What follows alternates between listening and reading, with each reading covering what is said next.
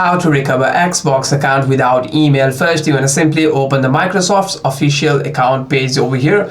After that, what you want to do is on this sign in page, you want to simply tap on forgot your username over here, and by doing so you want to simply tap on any of the informations, or if you have any kinds of alternative phone numbers or email, you can simply type it out over there to find your account over here first. After that, you want to simply enter the account information that you already remember.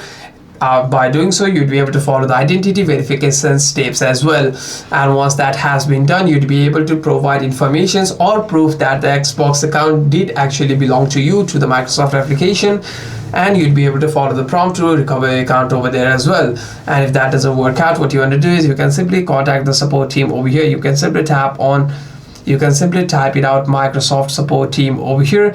You'd be able to simply contact them over there, and you'd be able to specify your problem, and if any kinds of help comes out, you'd be able to recover your account. Hope this video was helpful, and if you have any further questions, make sure to leave a comment down below, and I'll see you guys on the next one.